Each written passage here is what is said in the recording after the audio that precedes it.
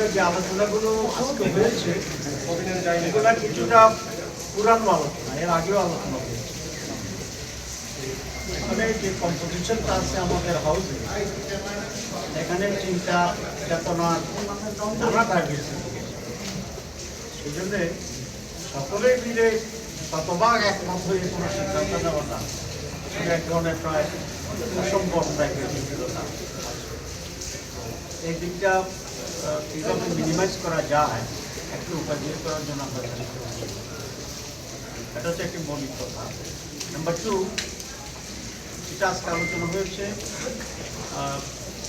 প্রথম যে আলোচনা ছিল সেটা হচ্ছে আমাদের কতগুলো সাংবিধানিক কমিটি যেগুলো আছে সেই সব ব্যাপারে একটি অ্যাপয়েন্টমেন্ট অথরিটি তৈরি করার ব্যাপারে, যেটাকে আগে ন্যাশনাল কনস্টিটিউশনাল কাউন্সিল বলা হয়েছিল, সেটা একটু নাম পরিবর্তন করে সাংবিধানিক এবং সংবিধিবদ্ধ সংস্থার নিয়োগ কমিটি হিসাবে এটাকে করা হয়েছে। এটার কারণ ছিল এনসিসির ব্যাপারে ব্যাখ্যায় কারো কারো একটি বিভ্রান্তি ছিল, যেটা সরকারের চেয়েও হায়ার বডি কিনা, আসলে তেমন ছিল।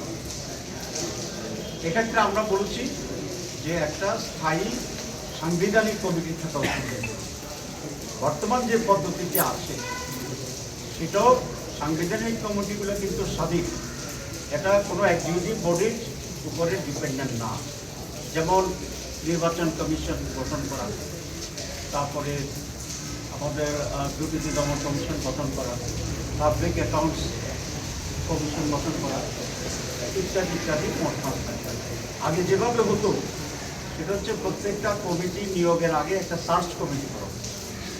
সার্চ কমিটি প্রস্তাবনা তৈরি করতো এবং সেই প্রস্তাবনার ভিত্তিতে প্রেসিডেন্ট এটাকে নিয়োগ করত।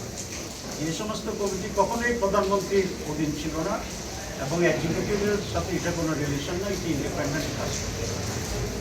কেউ কেউ এটাকে ভুল বুঝে এটা বলতে চাচ্ছিলেন যে এরকম একটা কমিটি থাকলে প্রধানমন্ত্রীর হাত পা বেঁধে দেওয়া হবে। আসলে এর সাথে প্রধানমন্ত্রীর হাতও জড়িত নাই, পাও জড়িত নাই।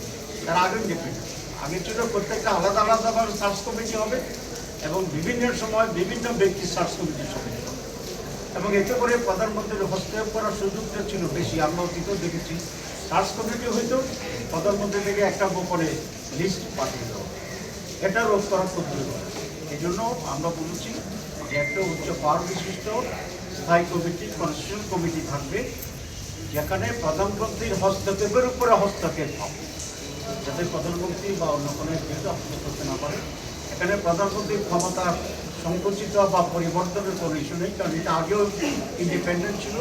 সেজন্য এই কনসেপ্টটা ক্লিয়ার হওয়া দরকার যে এই ধরনের একটি বডি, কনস্টিটিউশন বডি গঠনের মাধ্যমে প্রধানমন্ত্রীর ক্ষমতা হস্তক্ষেপের কোনো সুযোগ নেই, আগেও ছিল না। এটাকে এনশিওর করার জন্য এটা করা। 2, এটার যে কম্পোজিশন, সেই কম্পোজিশনটাও এখানে ব্যালেন্স করা আছে। যেমন প্রধানমন্ত্রী এটার মেম্বার থাকবেন, লিডার অফ দি অপোজিশন এটার মেম্বার থাকবেন, স্পিকার যদি আপার হাউস থাকে তাহলে আপার হাউস এবং লোয়ার হাউসের স্পিকার থাকবেন। প্রধান বিচারপতিকে রাখা হয়েছিল, এটা আমরা ম্যানেজ করেছি, আপনি বলছিল। তার একজন প্রতিনিধি হিসাবে সুপ্রিম কোর্টের একজন বিচারপতি থাকবেন এবং প্রেসিডেন্টকে প্রস্তাব করা হয়েছিল অরিজিনালি, এটা আমরা নাকচ করেছি, সকলে একমত হয়েছে। প্রেসিডেন্টের পক্ষ থেকে একজন প্রতিনিধি এখানে। সুতরাং এখানে গভর্নমেন্টও আছে, গভর্নমেন্টের বিরোধী যারা তারাও আছে এবং আরও দেশের রেসপেক্টেবল পার্সোনালিটিস এখানে কম্বিনেশন আছে। এটা আমরা দেশের জন্য অত্যন্ত জরুরি মনে করি। দেখেন, এখনও আমরা বলি যে আওয়ামী লীগের ভূতেরা সচিবালয় এখনো সচিব রয়েছে, তাইলে ভূতের আসক্ত হয়েছে। এখন ভূতের আসনমুক্ত, নিরপেক্ষ, যোগ্য, মেধাবী, ডিজার্ভিং লোকের জন্য এই সমস্ত জায়গায় অ্যাপয়েন্টমেন্ট পায়। সেই জন্যই আমরা পজিশন এবং আরও রেসপেক্টেবল লোকদেরকে নিয়ে একটা ব্যালেন্স কনস্টিটিউশন কমিটি গঠনের প্রস্তাব দিয়েছি। এটার সামনে আমরা একমত। এটা হচ্ছে না, এই জন্যই বলছি এখানে বিএনপির আপত্তি আছে। বিএনপি কনস্টিটিউশন কমিটি এরকম গঠন করুক, এটা তারা এগ্রি করছে না। তো অধিকাংশ মোর দেন 2/3 এটার সাথে এগ্রিমেন্ট করা হয়েছে। তো আমরা এই জন্য আজকেও কনফারেন্সন হয়নি, কিছু আবার রিফর্ম করা হয়েছে, একটু পরিবর্তন করা হয়েছে। করার পরে আরও কাছাকাছি আসা যায় কিনা, কারণ এগুলো অত্যন্ত গুরুত্বপূর্ণ। এবং যত বেশি ক্লোজার হওয়া যায়, একমত হওয়া যায়, তাতে কল্যাণ বেশি।